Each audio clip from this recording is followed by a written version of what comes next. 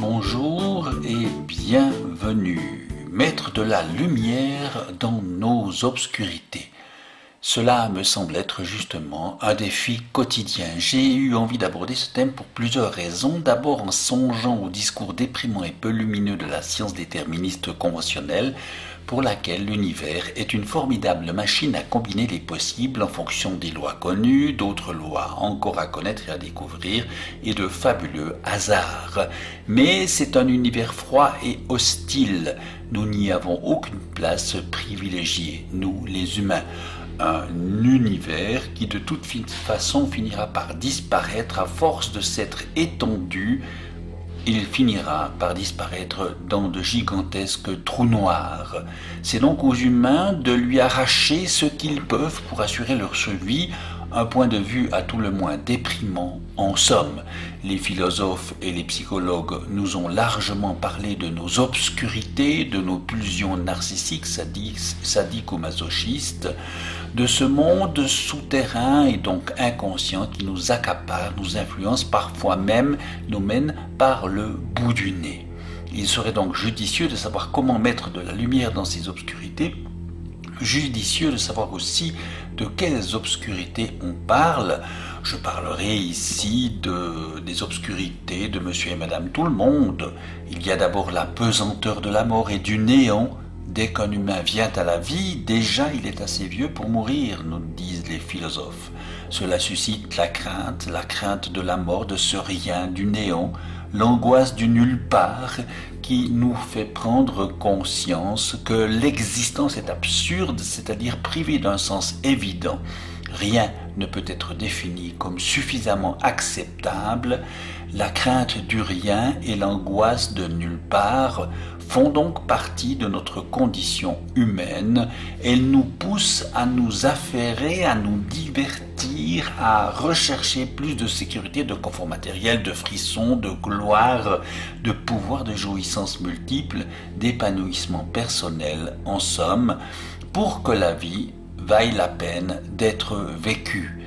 C'est le défi majeur et quotidien, un défi avec des réponses très personnelles bien entendu et très variées donc aussi, un défi qui va dépendre également de nos blessures symboliques qui continuent à nous influencer ou à nous faire souffrir, parmi lesquelles le rejet, l'abandon, l'humiliation, la trahison et l'injustice.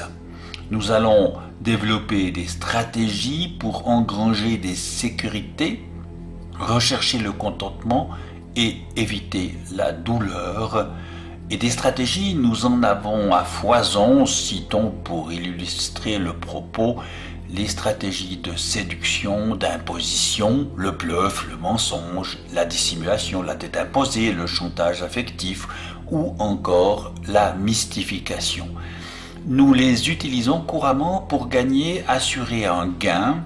Nous vivons d'ailleurs la plupart du temps sous le règne du désir mimétique, ce sont nos obscurités, en nous laissant habiter par la compétition, la rivalité, le désir d'être ou d'avoir ce que nous admirons tant chez les autres, la convoitise et ce besoin toujours avivé de singularité.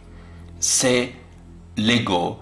L'ego qui a besoin de conflit avec quelque chose ou avec quelqu'un. L'ego qui a besoin de se sentir à part et donc important. Mais dans l'approche de Nassim Haramein, il nous est dit une chose essentielle.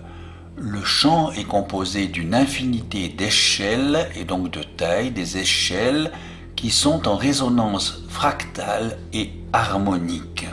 C'est-à-dire que l'échelle du plus petit de Planck, puis des protons, puis des cellules, du corps, des planètes, des galaxies, etc., doivent être en résonance harmonique, les unes avec les autres. Et l'état d'harmonie ou de disharmonie entre deux types de corps de ce champ, deux échelles et deux corps de la même échelle, peut être bénéfique ou négatif, peut avoir des effets placebo ou nocebo. L'harmonie, l'équilibre d'un corps humain avec ses milliards de cellules et ses milliards d'atomes, est à la fois naturelle et fragile, et le déséquilibre peut provoquer des dysfonctionnements d'un certain type de corps, comme par exemple les cellules. La communication entre les cellules, par exemple, est extrêmement importante pour entretenir cet équilibre, et le déséquilibre peut être une anomalie de croyances, des croyances fausses, qui déséquilibrent le fonctionnement électrochimique de nos cellules, de notre biologie. Ce qu'il faut comprendre, c'est que cette résonance harmonique est directement liée à une chose essentielle, à cette matrice qui habite et parcourt l'univers, à cette intelligence vibratoire créative qu'on peut aussi appeler la conscience universelle. Cette conscience universelle est source et origine de tout, tout en découle et tout y retourne, tout en provient. C'est à travers elle que nous créons, que nous attirons et que nous repoussons toutes choses. La conscience universelle est la matrice de toutes les formes de vie dans l'univers. Elle ne réclame aucun culte, aucune prière, aucune adoration, aucune soumission. Elle ne pousse pas à la haine, à la peur, à la violence ou à l'esclavage. Elle n'encourage aucun ennemi, guerre, martyr ou sacrifice. Elle réclame seulement que nous en vivions, que nous en fassions l'expérience au quotidien. Et dès lors, il est important de réaliser avec Eckhart Tolle que je ne suis ni mes pensées, ni mes émotions, ni mes perceptions sensorielles, ni mes expériences. Je ne suis pas le contenu de ma vie, je suis la vie. Je suis une émanation de cette matrice de toutes les formes de vie dans l'univers. Je suis la vie, je suis l'espace dans lequel tout se produit, je suis la conscience, je suis le présent, je suis. Lorsque vous savez que vous êtes vraiment, un sentiment de paix durable et vivant peut s'installer. On pourrait l'appeler la joie, car c'est bien la nature de celle-ci, une paix vivante et vibrante. C'est la joie de reconnaître en soi l'essence de la vie, celle qui précède la forme. C'est la joie d'être qui on est vraiment. La vie de la plupart des gens est menée par le désir et la peur. Le désir, c'est le besoin de nous donner quelque chose qui nous permettra d'être davantage ou d'être plus que les autres. Toute peur est celle de perdre, donc de subir une diminution, d'être amoindri, d'être moins que les autres.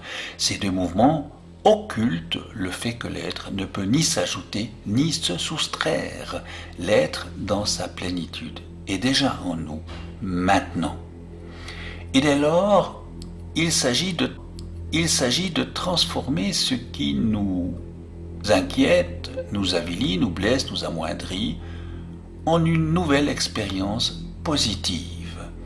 Et la bénédiction se place justement dans ce projet, dans l'entre-deux, entre le passé et l'avenir, entre ce qui est révolu et ce qui n'est pas encore, dans un temps suspendu de reconnaissance de ce qui est, d'une souffrance abordée, de là où règne la force et la clarté, plutôt que dans la faiblesse, de la rage et de la souffrance. Alors, quelque chose peut se produire dans l'entre-deux. La douleur s'en va, elle quitte notre corps pour être remplacée par un nouveau sentiment. C'est possible parce que notre cerveau ne peut pas en même temps juger et bénir. Quand il y a du soleil dans notre cœur, il fait beau. Et il fait souvent beau partout ailleurs.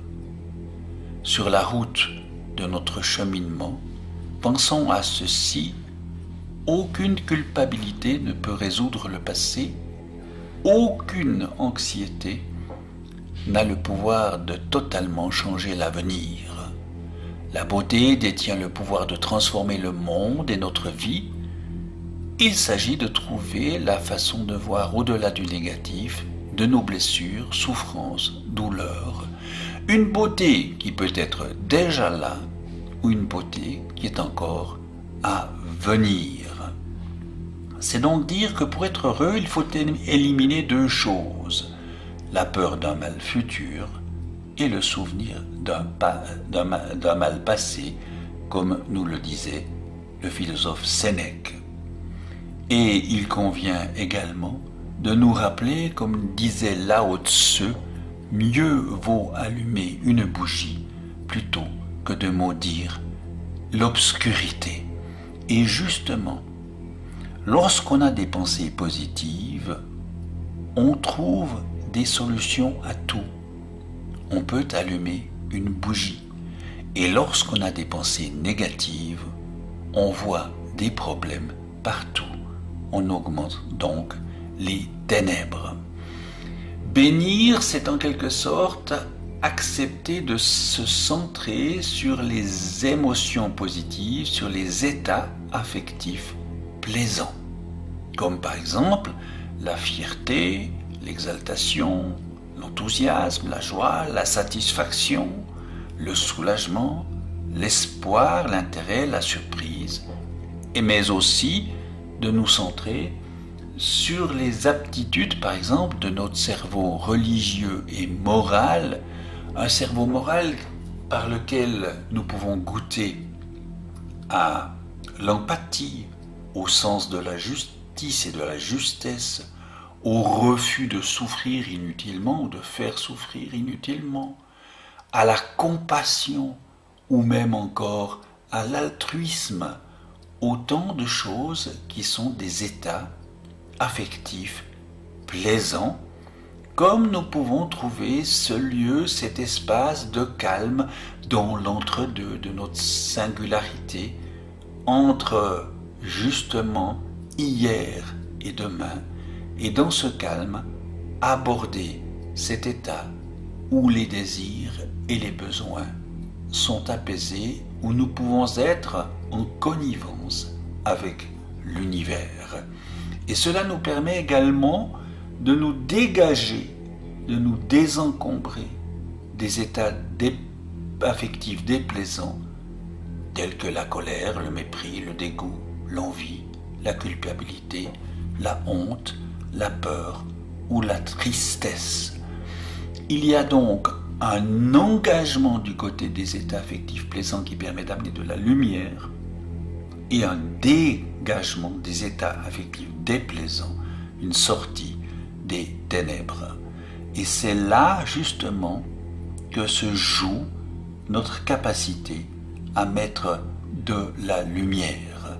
C'est à toi, à moi et au gars d'à côté, comme dit Nassim Haramein, de mettre de la lumière. Combien sommes-nous disposés à prendre le risque, à transformer notre vie, à arrêter de faire des choses qui ne sont pas en conformité avec cette plus grande connaissance de l'univers, avec cette transition nécessaire.